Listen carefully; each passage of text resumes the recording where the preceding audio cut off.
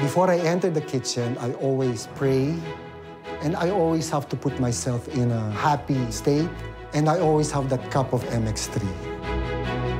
Hi, I'm Martin Del Prado. I'm 59 years old, and I'm a chef. The kitchen is really my happy place, and it gives me a lot of pleasure and joy. When you're cooking, you have to make sure that you are in good health. I always try to eat healthy, a lot of vegetables, and I try to get as much rest as I can. And of course, I exercise. A friend of mine recommended MX3. It helped a lot, the product being antioxidant, and it's all natural.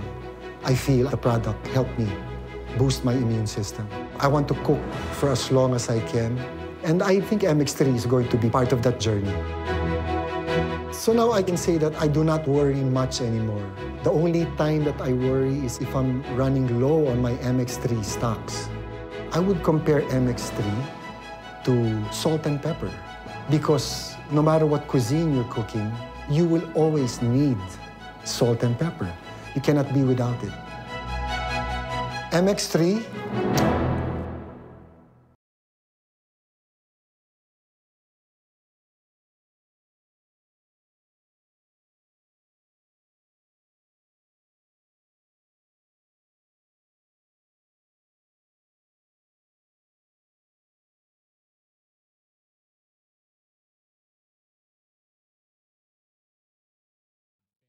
Mula sa Bingo Plus, abangan. Wag mo sabihin radyo. Wag mo sabihin radyo. Sabihin mo. Sabihin mo. Energy. Energy.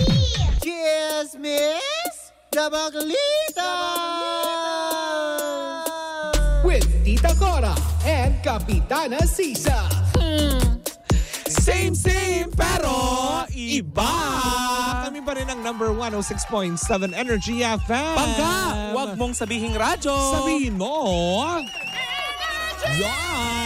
Hello pa rin po sa inyong lahat. At syempre, paalala na rin kasi kung kanina pinaalala natin ng MX3 Coffee, meron din silang MX3 Capsules. Uy, ano ba meron dyan, Mare? Ay, alam mo ba na about MX3 Capsule ay low in sodium, fat-free at cholesterol-free na nagtataglay ng alpha, beta, gamma nutrients na may antioxidant ulitin ko na nakakaganda ng balata. At anti-inflammatory properties yan para mapanatiling kalmado ang ating katawan. Wow! Mare, ito yung MX3 product na dumaan sa state-of-the-art ISO certified na planta at masusing pinag-aralan ng mga highly trained pharmacists at microbiologists. Kaya nga naman umanin to ng iba't ibang parte, ng awards sa iba't ibang parte ng mundo. Dahil ito yung proudly Philippine made. Kaya naman, Mare, kung merong katanungan ng ating mga pangga, bisitahin lamang ang website ng mx3ph.com. At syempre, pwede kayong tumawag sa kanilang hotline sa 0918-8888-8693. Tanan. Tan. Eto na nga. Hello pa rin po sa inyong lahat. Magpakilala muna tayo. Ako po si Kapitana Sisa. At ako naman po ang ako po yung Tita Cora.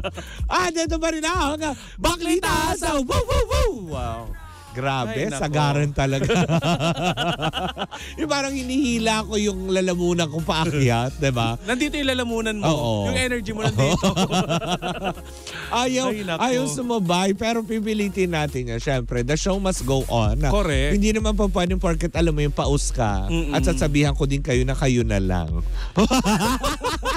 Di dinukdok ka ng mic. Ay, nako. Nakakaloka. Hello sa mga nanonood sa atin. Hindi ka magiging Chanela Salvador. Diba? Hindi ka rin magiging manok.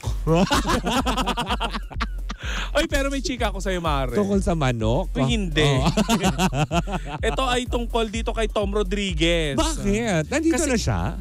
Oo, matagal-tagal na. Talaga? Oo. Ngayon, Mare, ito nakakaloka kay Tom Rodriguez. Kasi nga, di ba, napahinga nga ito at ngayon ay nagbabalik siyang kung ano-anong ginagawa niya sa TikTok. Talaga ba? Ayan, maganda naman at nag-i-enjoy siya. Nakikita may natin. TikTok account na siya. Yes. Rodriguez. At visible na siya ngayon sa TikTok sa mga ginagawa niya. So sumasayaw na rin siya ng ang puso ko'y nagduro. Hindi naman yan yung dahilan kung bakit siya nagba-viral ngayon, Mare. Ano? Kasi Mare, itong si Tom Rodriguez, may cover song. Na? Ayan na Versace on the Floor. Oh, yung toro. Ni Bruno Mars. Oh. Pero Parang ang sexy niya. Mamaya ikwento ko muna kung ano nangyari dyan. Oo. Kasi Mare, umawit siya ng Versace on the Floor. Ngayon Mare, yung awitin na yan, talagang napakataas naman yan. Yung awitin na yan. It's a Bruno Mars song. Oo. Pero ang nakakaloka kay Tom Rodriguez, Mare, finalseto niya yung buong song. Ngayon Mare, napansin ng mga netizen na may kaboses siya. Yun tuloy, binansagan siyang Mickey Mouse. Ay, talaga ba? Ng Walt Disney. Oo. Nagmistulang Dodi. Ang ano daw niya, ang version daw niya ay Mickey Mouse version. AI. AI version. Ganon? Oo. Titignan ko nga mamaya. Ano nga natin, pwede ba natin yung iparinig kahit bahagyaman lang?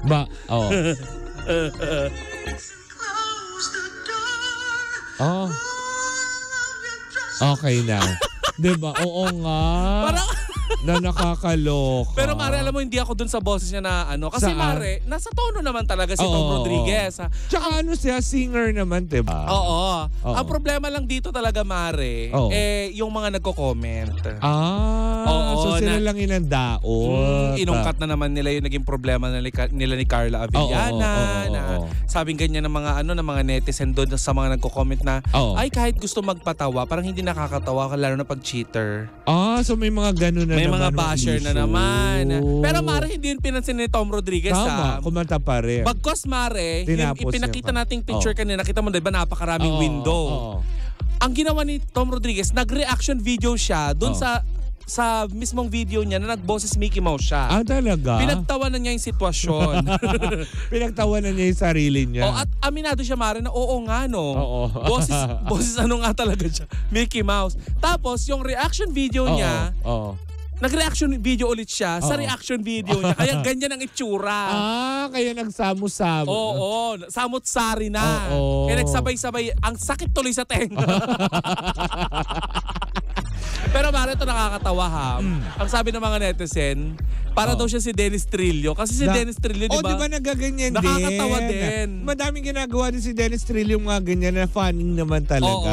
Pero siguro ito nga, kumaga parang, alam mo yun, kasi hindi natin questionin yung talent ni Tom Rodriguez dahil produkto siya ng Star Magic. Aminin naman po natin, di ba? Once na produkto ka ng Star Magic, talented talaga yan. Star Magic ka, hindi Star Apple. Correct, hindi. Ba't hindi rin Star City? Charo. Oy, si Miss Tony Gonzaga, produkto ng Star City. Oo, ng rides. Nakaganon kumakanta. Klaka! Hello, Ma'am Celestine. Ay, nako. So ba mapadalhan din ni Mami Pinti? Alin? Ng letter? Hindi Bakit? Si ano naman ang binanggit ko, di ba? Si Celestine. Hindi Si Star City. Oo. Grabe ka. Bakit naman ginawa doon ni Celestine? Pero yun na nga, Mare. Ang nakakatuwa dito, Mare, pinagtawanan na lang nung tao. Game naman si Tom Rodriguez. Correct, diba? Hindi na rin niya hindi siya pikon. Tsaka at the same time, kita na rin siguro sa kanya, Mare. Kita naman sa mga photos niya, no? Na wala na sa kanya yun. Na parang tapos na, naka-move on na siya, diba? Ngayon nagbalik na siya ulit ng Pilipinas. Ready na siya ulit to, alam mo yun, to face whatever challenges na meron siyang dapat harapin, and of course yung iniwan niyang karera, diba? Inihiling tuloy ng mga netizen ngayon, sana magkaroon daw ng face-off yung dalawang Mickey Mouse. Si Tom Rodriguez at saka si Carlo Aquino. Bakit naging Mickey Mouse? Diba? Nag-serenade siya sa isang Ganun din ang boses? Oo. Para nung Mr. Mouse Mickey Mouse Clubhouse. M-I-C-E-Y M-O-U-S-E Hotdog, gidigi-dog. Hotdog. Baka yun ang susunod nilang idudo. Dapat gumawa si Tom ng ganyang cover. Hotdog. Mga ganun siya, no? Hotdog, gidigi-dog. Ay, nako. But anyway, nakakatuwa lang, Mare, kasi yung mga ganong ginawa ni Tom Rodriguez, hindi natin inaasahan na siya pang magpapaputok sa kanyang pangalan ulit sa showbiz. Kaya asahan na natin na maging visible na itong si Tom Rodriguez, lalo napapansin na naman siya ulit, di ba? Malay mo ipakanta sa kanya yung mga team song ng teleserye. Di ba? Na ganun ang boses. Ay, in fair. Ano to? Starla, gano'n. Ang huling bituin, gano'n. Pangako sa'yo. Oo, diba? O kaya baka pwede siya maging team song ng Jezebel.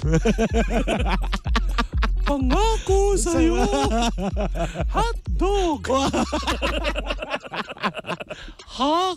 Hotdog. O kaya hotdog.